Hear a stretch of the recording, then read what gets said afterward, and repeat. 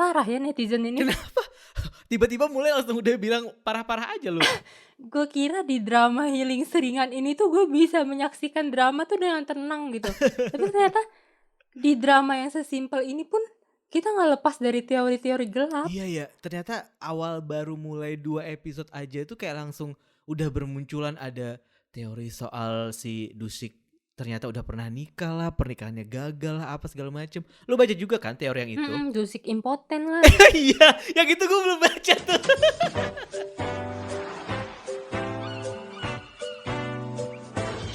Karena yang pas pertama kali dia ke Seoul itu, yang dia ke tempat klinik-klinik itu, kan selain psikiater ada klinik urologi kan. Urologi tuh biasanya nggak tahu deh, gue pernah nonton di drama lain dia tuh ngobatin impoten gitu. Terus kayak ada yang bilang, oh itu jangan-jangan gara-gara itu Dusik jadi nggak suka dekat-dekat sama cewek.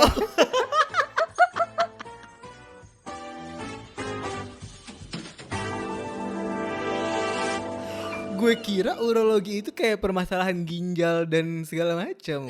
Bisa ke masalah apa, disfungsi ereksi gitu sih. Oh iya.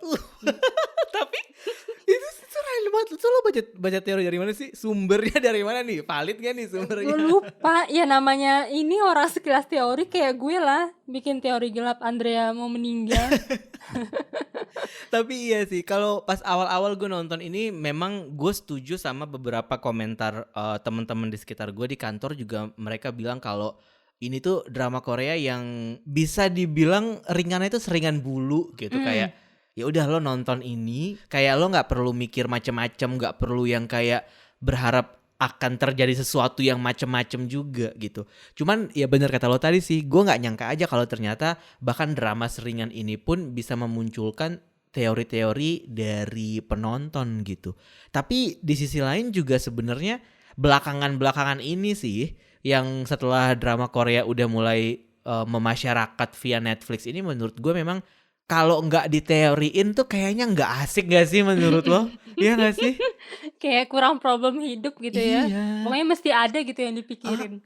Kayak kita tuh sebenarnya nggak suka overthinking, tapi karena kita udah suka sama sesuatu ini, kita senang-senang aja dapat pikiran berlebihan gitu.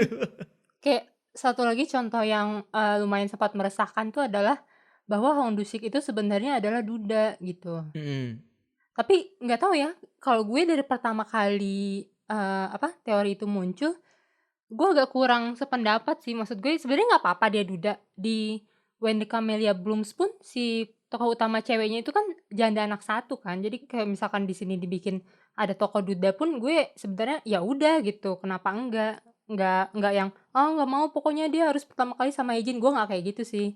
Cuman menurut gue kayak apa ya, kalau dia emang duda seharusnya ditampilin dari awal sih. Kalau misalkan tiba-tiba baru ketahuan di belakang, itu kayak kita terhianati banget gak sih? Iya. Dan kalau dari preview episode 13 sih kayaknya emang muka ceweknya itu agak tua ya. Kayaknya bukan sepantaran Hong Bajang deh. Mungkin karena waktu yang di episode 12 dia ketemu sama seniornya juga, mungkin ada kaitannya bahwa perempuan di masa lalunya adalah perempuan yang lebih tua juga gak sih? Gue pribadi sih kayaknya itu istri dari seniornya deh, senior yang deket banget sama dia gitu. Jadi bukan si Hong Banjangnya gitu. Karena menurut gue kalau misalkan dia emang trauma berumah tangga gitu dengan cewek, dia pasti gak semudah ini sih nerima si Hejin. Iya. Maksud gue kayak yang pasin Hejin di rumah dia terus nyuruh dia mandi, dia kan kayak semangat banget gitu kan. Kayak sebenarnya dia tuh nggak ada beban dengan hubungan relationship, cuma karena dia ngerasa ya gue nggak boleh bahagia sendiri aja karena gue udah pernah merusak hidup seseorang gitu. Oh iya, betul. Karena juga kalau dilihat dari episode awal juga kan, sebelum mereka resmi pacaran itu, si Hong Dusik ini kayaknya senang-senang aja gitu ada di kehidupan Hyejin. Maksudnya secara sukarela melibatkan dirinya terhadap apapun yang ada Hyejinnya gitu. Maksud gue kayak bukan tipe orang yang traumatized sama hubungan atau segala macem sih. Bahkan si itu loh, si yang punya gedung. Oh, ibu camat. Ibu lurah apa ibu camat sih dia? Lurah sih harusnya. Kita katakanlah ibu lurah itu ya. Hwajong namanya, Hwajong. Iya, si Hwajong ini pun dia nggak lepas dari teori loh. Iya, soalnya kalau kalau gue lihat dari pas episode 2 itu kan kita dimulai dengan monolog yang bilang kalau semua orang tuh punya penyesalan kan. Nah, ketika gue nonton itu dan gue lanjut sampai episode 6 kayak gue masih penyesalan apa sih ya orang-orang ini maksud gitu. Masih yang kayak apa sih sebenarnya yang ingin diungkap dengan opening di episode 2 itu. Jadi gue nggak heran sih kalau Hwajong kemudian juga terlibat dalam teori-teori karena nggak cuman Dusik kan yang muncul di shot monolog episode 2 itu kan sebenarnya ada si Hwajong dan mantan suaminya itu juga kan. Cuman teorinya itu adalah yang paling bikin gue shock adalah ada yang nyangka bahwa si Hwajong ini sebenarnya lesbi sama si Bu Guru. Jadi cinta segitiganya itu bukan ngerebutin si siapa?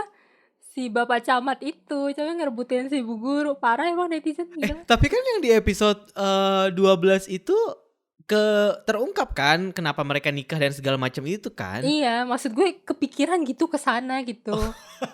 Mungkin itu troll kali Nat. Konspirasinya liar-liar.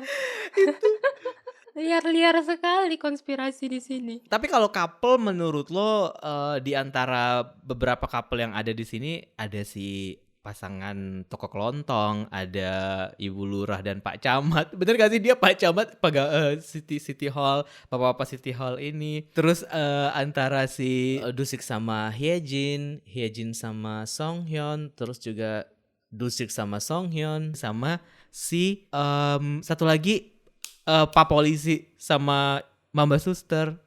Mana yang jadi favorit lo? Kayak yang gue sempat mention di episode yang preskon Hometown Caca-Caca sih. Sesuai prediksi gue. Bromance-nya dua cowok ini loh. Jujur gue emang ngira mereka bakal ada bromance ya. Cuman gue gak nyangka kalau dari awal tuh lu ngerasa gak sih dua orang ini tuh bener-bener di bromancein banget gitu. Kayak Dusik nolong Hyejin. Terus tapi Dusik juga nolong si PD gitu kan. Terus yang mereka main selancar berdua bareng ketawa-tawa lah. Terus yang mereka Dusik yang gemes sama si PD yang selalu hilang arah jalan. Itu kayak ya ampun dua orang ini gitu. Itu kayak seolah-olah mereka hubungannya terjalin seolah-olah tuh kayak Dusik tuh punya masa lalu juga soal kedekatan dia dengan seseorang gitu. Iya yang bener. bikin dia perhatian sama si PD ini. Ya gak sih menurut lo? Iya benar-benar. Iya mungkin itu bisa masuk ke dugaan gue yang tadi bahwa itu tuh istri keluarga temen deketnya gitu. Jadi mungkin salah satu fungsi si PD ini adalah ya untuk menjadi pengganti sahabat Dusik kali ya. Maksud gue kalau untuk yang cinta segitiganya kan dia sebenarnya cuman cetek banget kan, kayak oh habis itu dia ditolak, terus habis itu dia curhat ke Dusik, habis itu dia langsung merelakan, dia bilang enggak, cinta segitiga bukan untuk gue, ya udahlah jagain ya baik-baik. Udah kan gitu doang kan. Habis itu maksud gue, mabok terus telat kerja udah gitu iya kan. se-clear itu, setenang itu dia melepas si Hyejin. Gue suka sih, maksud gue nggak problematik gitu jadinya.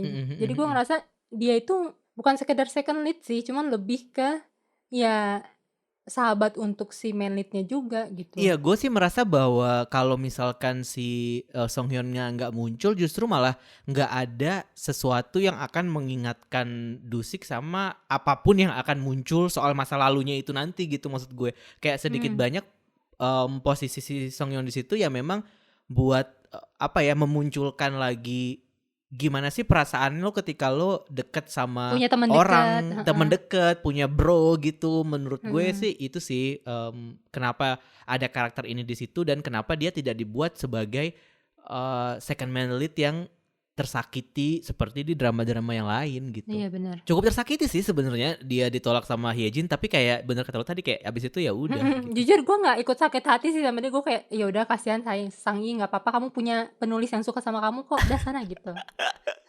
Jadi kan kalau gue tuh ngeliatnya ya kalau si Sonho sama Sang-yi as in Dusik sama Song Hyun di sini tuh bromance mereka itu beneran kayak bromance yang nggak bikin penonton ngarep gitu loh. Maksudnya ngarep bukan ngarep kayak gimana ya, atau mungkin lebih tepatnya nggak bikin penonton tuh terhanyut gitu. Penonton as in gue kali. Kayak lo kalau misalkan nonton Pinocchio misalnya, bromance di Pinocchio tuh menurut gue terlalu meromantisasi hubungan antara kakak dan adik gitu. Yang mana sebenarnya Oh. drama Korea ya selalu meromantisasi hubungan bromance kakak adik sih. Tapi dalam artian Dusik sama Songyeon ini nggak bikin kita jadi terhanyut kayak tadi kata gue, walaupun memang ini settingnya di pinggir pantai dan dia main selancar kayak gitu, itu tidak membuat kita merasa bahwa wah I ship these two guys gitu. Beda hal misalnya kalau misalkan lo nonton Reply 94 misalnya, lo ngelihat Sregi sama si karakternya Baro di situ misalnya. Sebenarnya juga nggak ada romantic relationship apapun, tapi backstory mereka itu benar-benar membuat hubungan itu terasa sangat romantis gitu loh. Gimana si Sregi perhatian banget sama si karakternya Baro itu. Terus gimana kita ditampilkan bahwa kok kesannya si Baro ini baper banget setiap kali si Sregi perhatian sama dia. Itu kan kayak hanyut gitu ya. Pada akhirnya kita merasa bahwa wah jangan-jangan dia suka nih gitu kan. Padahal sebenarnya enggak. Nah si Dusik sama Songyeon ini tuh enggak bikin kita berpikir seperti itu. Gue sih maksudnya bukan kita, tapi enggak bikin gue sebagai penonton kayak masuk ke wilayah itu gitu. Karena ini emang tetap pada koridor mereka tuh kocak gitu, mereka tuh gemes gitu. Hubungan mereka tuh kayak apa sih, kadang saling sindir, kadang saling dukung, gitu-gitu sih. Iya. Dan menurut gue gak cuman dari hubungan bromance-nya mereka ini, semua konflik yang ada di sini tuh gak ada yang benar-benar diseriusin dan secara dramatis gitu loh. Maksud gue kayak contohnya yang pelecehan seksual itu kan, walaupun Iya. ada 2 kali kasus pelecehan seksual kayak gitu, cuman ya udah gitu dibuat, bahkan sempat diselipin ini kan komedi kan waktu Dusik bilang, "Mbak itu bisa lewat sini loh nangis-nangisan barengnya," gitu di kantor polisi. Jadi nggak benar-benar dibuat yang dramatis yang gimana gitu. Iya benar. Gue nggak tahu apakah itu adalah sebuah hal yang positif atau negatif untuk drama ini, tapi kalau gue boleh jujur mungkin agak dipaksakan kalau menurut gue. Karena ini kan topiknya sangat sangat sensitif dan sangat serius gitu, tapi resolusinya malah jadi kayak biasa-biasa aja, itu malah membuatnya jadi kayak terkesan drop gitu kalau menurut gue. Untuk yang satu itu sih. Ya tapi gue yakin untuk sebagian penonton lainnya mungkin emang gue mau nonton Hometown Cha-Cha-Cha ini mau relax gitu, mau healing, gue nggak mau ada yang terlalu bikin gue jadi ke-trigger atau apa. Ya ini emang Hometown Cha-Cha-Cha udah dikemas seringan mungkin sih. Ini waktunya memang relaxnya sih. Iya. Dan di sini nggak ada sama sekali antagonis kan. Itu dia, walaupun gue tuh agak merasa kehilangan sih ya jujur nih. Antagonis ada sih yang peran nggak penting gitu lah yang numpang lewat kan. Iya, kayak ada yang kurang di sini gitu. Di mana orang-orang jahat yang biasa muncul di drama Korea itu, kalau di Gongjin kok kayaknya desa ini kalem-kalem aja nih, desa santri atau gimana nih? Oh lo justru ini menantikan ada tokoh antagonis gitu. Gue menantikan sebuah konflik gitu, maksud gue konflik yang masing-masing karakternya punya berkonflik dengan hubungan mereka dengan yang lain-lain. Bahkan Hyejin pun juga berkonflik awalnya bagaimana dia bisa membaur dengan masyarakat itu gitu. Tapi kalau Hyejin sama Dusik manis-manisan terus gitu tuh kayak rasanya aku ingin menghancurkan hubungan ini gitu. Oh lo ada ini ya, ada sindrom gak suka lihat orang bahagia gitu. Gue lebih kayak tidak terbiasa dengan hubungan tanpa tantangan gitu. Iya kan, kayak pacaran gitu. Terus abis itu Hyejin bilang kayak, tapi kita belum bisa pacaran dulu ya sekarang, soalnya gue masih ngomong dulu nih sama Songyeon gitu. Maksud gue kayak, gue kira bakalan ada plot twist yang kayak gimana kan pada saat itu, ternyata oh ya udah gitu aja. Kayak ya udah gitu. Maksud gue dari awal memang Hyejin sama Dusik ini gue tahu ini tuh meant to be together banget, mulai dari yang foto masa kecil itu, mulai dari yang Hyejin ngeliatin foto dia Dusik sama kakeknya di studio foto, terus adegan di pantai di masa lalu itu tuh tipikal drama Korea banget deh gitu. Ini nih ibarat kayak Secret Garden tapi versi yang nggak ada mertua jahat gitu loh. Kayak mereka sudah dipertemukan pada saat muda dan takdir mempertemukan mereka lagi di fase-fase kehidupan mereka selanjutnya sampai akhirnya mereka dewasa gitu. Dan sorry gue udah dulu. Masukin ya itu tadi, jangan lu edit, biar yang gue aja.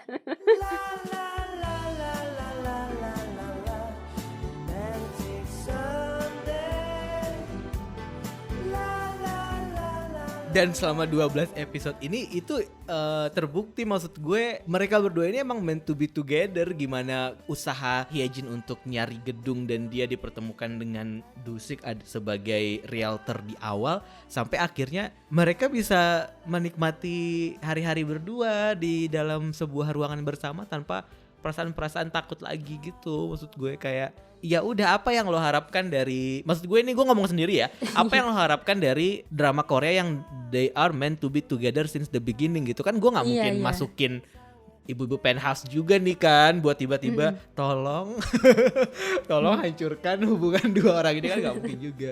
Jadi ya sebagai tontonan yang lo emang buat gue harusnya idealnya nggak perlu diteoriin sebenarnya. Kalau kita ngomongin di awal tadi nggak perlu diteoriin gitu, karena ya udah gitu. This is just a very simple story tentang dua orang yang akan berakhir bahagia sih, hopefully. Cuman gue nggak tahu nih kan, Dusik udah mulai ada goyang-goyang nih kan di ending episode 12 gitu. Nah mungkin setengah sepertiga terakhir mungkin nanti akan lebih tsunami di Gongjin gitu mungkin. Nah, ngomong-ngomong tsunami nih, kan ada tuh 3 misteri Gongjin. Baru keungkap 1 kan, yang penyebab perceraian Bulora dan Pak Camat ini. Terus masih ada yang kemana Dusik selama 5 tahun dengan siapa pemenang lotre 1,4 miliar won itu. Menurut lo siapa? Gue kayaknya. Lu warga Gongjin. Gue tukang ini ya, tukang nyikat karang ya. Enggak, gue tukang ngebelek cumi-cumi. Kayaknya yang paling memungkinkan untuk menang si Dusik deh. Abis lu pikir aja, orang yang kerja serabutan dan cuma mau dibayar UMR itu, dia bisa gitu nyewa helikopter, nyewa truk cuma untuk mindahin bangkai kapal ke atas gunung. Uang dari mana dia? Ya itu uang dari kerja UMR serabutannya itu. Lo bayangin ya, serabutan UMR tapi sertifikasinya banyak cuy. Ibarat kata 10 pekerjaan tapi semuanya UMR. Itu kan banyak, nah. Tetep aja gak bisa, mana rumahnya bagus banget lagi. Terus dia suka koleksi piringan hitam, wine mahal. Lo gak suka banget lihat orang bahagia juga kan ujung-ujungnya. Enggak, ini cuma gibah aja, kayak gibah tetangga. Dia kenapa punya mobil baru gitu. Mobil dia pun mobil yang lumayan mahal loh, bukan mobil yang ecek-ecek. Loh, handphone orang-orang ini kan juga handphone terbaru semua. Oh iya. Desa boleh Gongjin, boleh pinggir laut, nggak ada mall dan segala macam, tapi handphone harus Samsung Galaxy S21. Nggak ada itu yang namanya handphone jadul. Nokia 3315 nggak ada di Gongjin. Di universe drama Korea mau lu segembel apapun tetap HP yang terbaru dan pakaian jutaan rupiah ya. Nggak bisa itu. Yang bikin gue tambah yakin kalau yang menang itu adalah Dusik, kan si ibu-ibu hamil itu kan bingung kan kenapa setelah menang lotre itu gak ada warga Gongjin yang kelihatan tiba-tiba kaya gitu kan. Nah Dusik banget kan, dia kan gak mau jadi orang kaya kan. Jadi menurut gue dia menang, cuman uangnya dia umpetin aja gitu. Tapi kalau mau berandai-andai nih, menurut lo siapa sih yang lebih pantas buat menangin lotre itu? Kalau gue berharap yang menang itu si Pak Polisi. Kenapa? Ya karena supaya dia bisa hidup bahagia dengan Pyeongmison. Pyeongmison deserve to be happy loh sama Pak Polisi, karena mereka tuh kayak lama gitu berkembangnya, kayak saling kode-kode tapi nggak jelas kodenya gitu. Tapi kalau misalkan si Pak Polisi sudah mendapatkan uang banyak kan mungkin dia bisa kayak kita bisa hidup bahagia loh gitu. Loh, emang pasangan lain nggak deserve to be happy juga? Pasangan lain deserve to be happy, tapi gue biasa aja sama Pak Polisi. Emang ya, susah mengharapkan percakapan yang objektif dengan Hey Randy gila Kevin. coy, Encol is my favorite character in this story loh. Kalau nggak ada dia tuh ya nggak laku ini klinik gigi. Orang dia pasien pertama pembawa rejeki, gimana sih? Penglaris ya. Penglaris dia. Tapi gue awalnya suka ya sama dia ya, cuman gara-gara gue sambil nonton ini kan sambil nonton yang Lost kan di JTBC itu.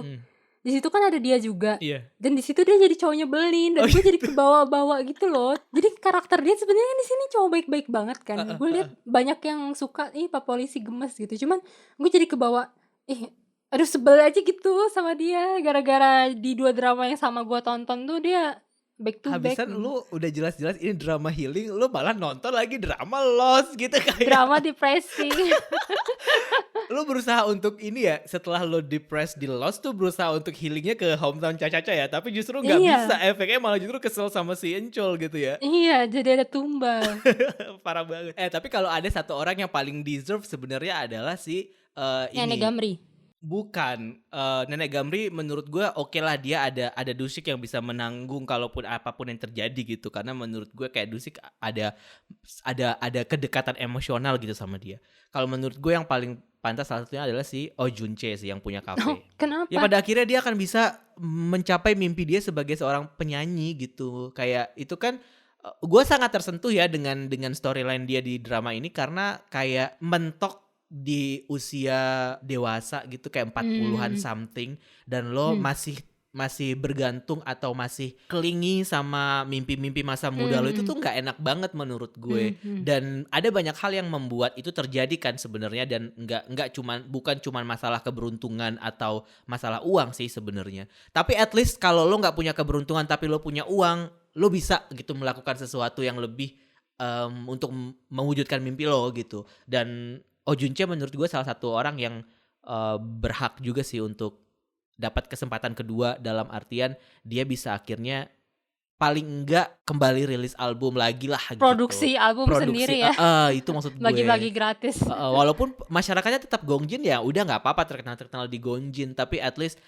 dia kan sekarang udah punya koneksi ke si PD NIM-nya ya kan, terus nanti dia punya dapat duit, punya modal untuk melakukan sesuatu, at least kayak gue pengen sih ngeliat dia paling enggak sukses gitu dalam standarnya dia lah, paling enggak ada sesuatu yang dia bisa banggain ke juri sih kalau menurut Tapi gue. kalau ngelihat sifatnya si Junjae ini kayaknya walaupun dia yang menang uang itu pasti dia akan make itu buat entah biaya kuliahnya juri atau apa.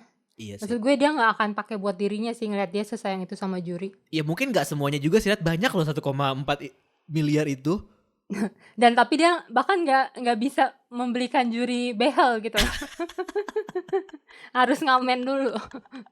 Makanya kan struggle kan, dia kan orang tua tunggal juga, kita harus mencoba untuk mengerti lah gitu. Iya. Yang lain kan juga punya bisnis sendiri-sendiri. Kalau lo bandingin sama Ibu Lurah, bisnis kopi dia udah dia bikin kopi nggak enak ya kan. Ibu Lurah kan pasti setiap makan siang orang datang gitu. Kalau di sini kayak kopinya enak pas ada Dusik aja gitu. Dia akhirnya jago bikin kopi nggak setelah diajarin Dusik? Tetap sepi tuh kayaknya. Kayak feng shui-nya nggak bagus gitu. Padahal gue suka loh settingan kafe dia dari luar tuh kayak itu mengingatkan gue sama daerah pinggir pantai di tempat tinggal gue di Lombok juga. Ada daerah Kota Tua gitu di dekat pelabuhan zaman dulu, dan persis banget kayak pintu-pintu rapuh dengan cat yang udah luntur itu Kalau kayak. gue ya justru ngelihat kafenya itu gue sekilas keinget sama kafe yang ada di Memories of Alhambra. Oh iya, ada kafe yang di dalam permainannya itu kayak mirip-mirip gitu, kayu-kayu tua yang estetik kayak ini.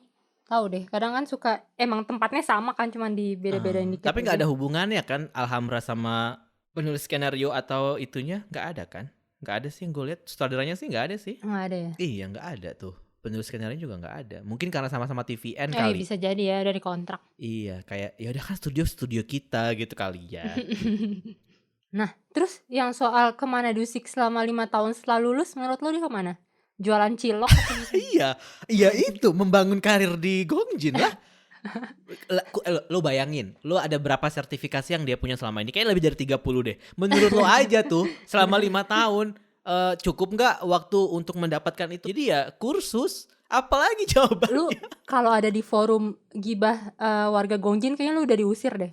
Iya, Karena hayalan lu nggak asik. gue nggak diterima sama masyarakat situ. Gue tuh hejin pas awal-awal kayak nggak bisa membaur, disuruh datang buat gotong royong bersih-bersih sampah, kayak gue nggak akan datang. Gue anaknya introvert, gue nggak bisa nih bergaul sama orang-orang sini gitu.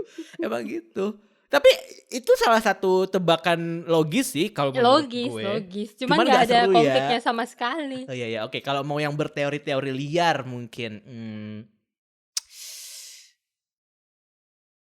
5 tahun itu dia berusaha cari gimana caranya bisa bawa kapal itu ke atas bukit.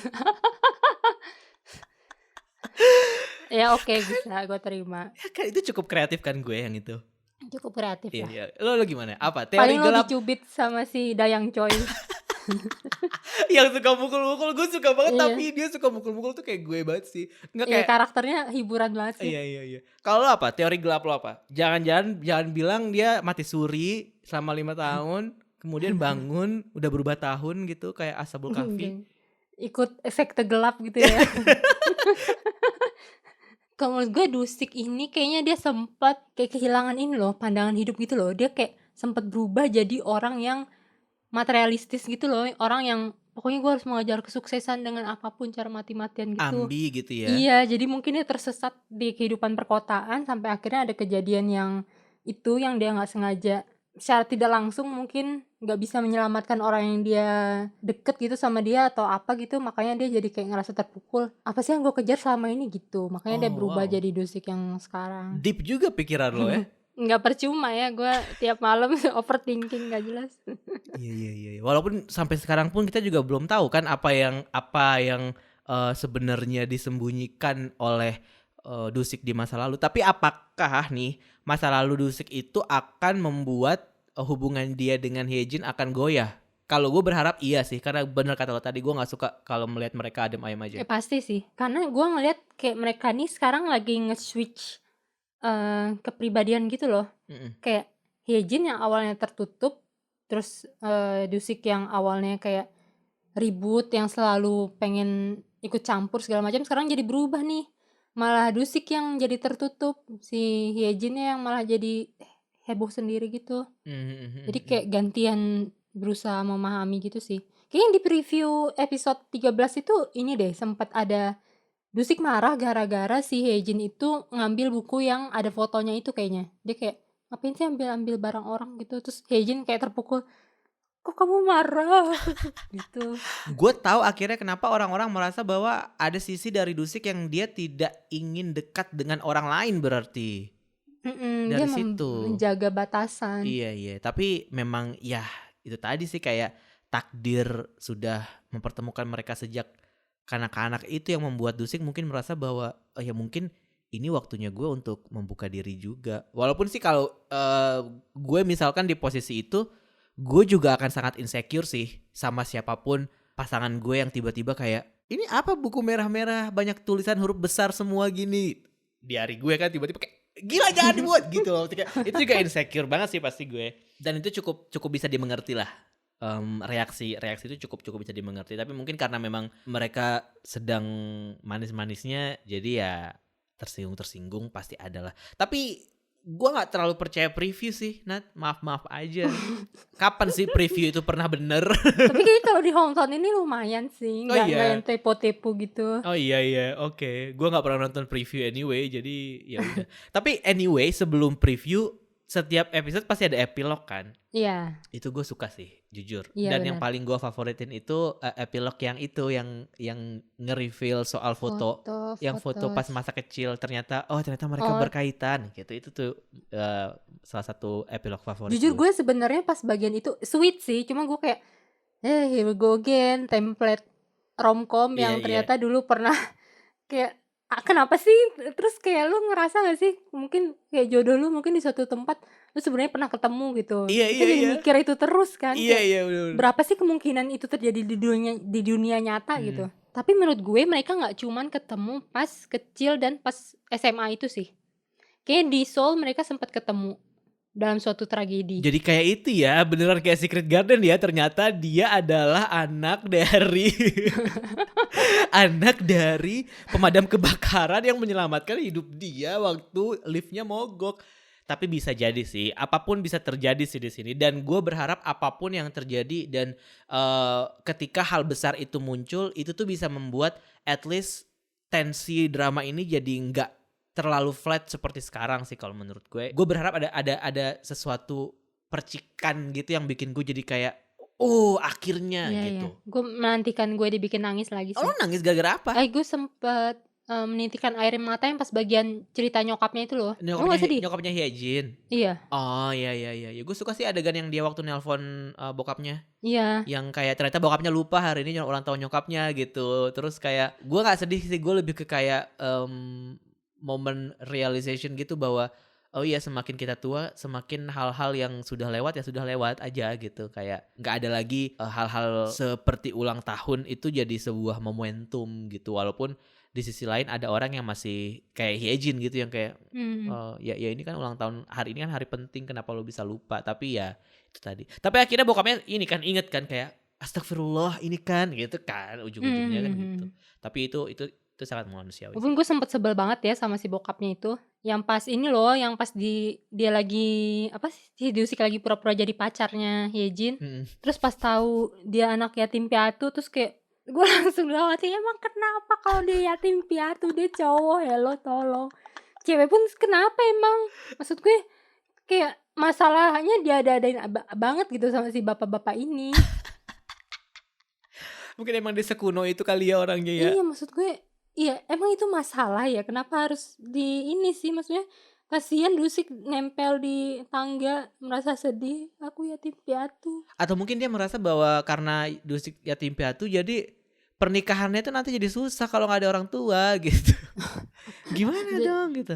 Kejawab sih itu karena pas yang bapaknya ngobrol berdua sama Dusik di trotoar itu, kan bapaknya bilang, maaf ya, maksud saya tuh saya ingin Hyejin itu punya keluarga baru yang rame gitu untuk menghilangkan kesepian dia waktu kecil karena saya ayah yang tidak becus gitu. Tetap aja iya nggak gitu juga Pak Iya, caranya gue Pak keburu gitu. kesel. Iya Maksudnya makanya.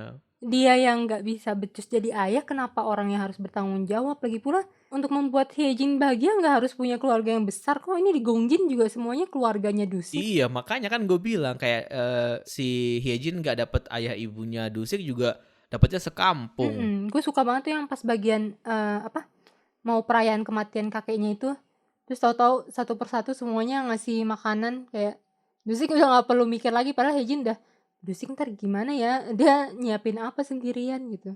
Momen-momen kayak gitu hangat sih di sini. Iya Gue itu suka. gue setuju.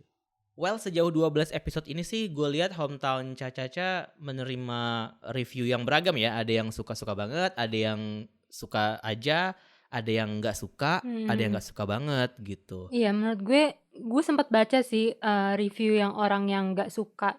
Gue dapet poinnya mungkin ini memang bukan drama yang dia cari atau mood dia lagi nggak ke situ kali. Mungkin dia mengharapkan sesuatu yang konflik besar atau plot twist yang gimana-gimana gitu. Padahal di sini sebenarnya ya untuk orang yang bener-bener mau santuy gitu. Nggak ada yang berat-berat lainnya. Sama untuk orang yang pengen lihat Kim Son Ho aja sih kata gue. Iya benar, menurut gue dua case utamanya ini bener-bener daya tarik utama yang kira-kira menyedot sekitar 90% perhatian deh kayaknya drama ini.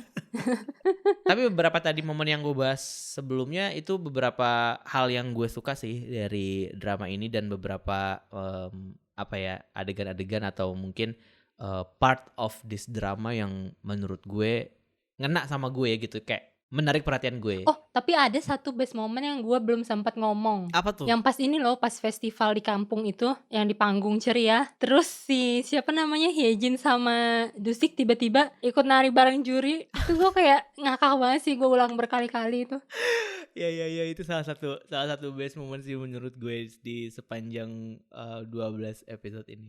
Tapi kita juga pengen ngedengerin nih best moment dari pendengar ngedrakor yang suka sama Hometown Cha-Cha-Cha. Kalau misalkan lo denger podcast ini dan juga punya sesuatu yang ingin lo sampaikan sebagai best moment, boleh kali DM lah ke kita biar agak rame dikit Instagram kita. Malu banget followernya cuma 300. Boleh lah ya cek Instagramnya @podcastngedrakor, dan mungkin lo bisa DM kita di situ untuk share momen apa sih yang menurut lo paling lo suka, best moment lo lah dari si Hometown Cha-Cha-Cha ini. Kita siap move on ke Gongjin nih bentar lagi karena jam-jam segini emang udah waktunya makan siang sih gue rasa. Makan cumi apa kita hari Iya ini? yuk, sashimi kayaknya enak. Iya sama boleh jajangmyeon boleh lah ke Dayang Choi. Tetap ya Dayang Choi forever.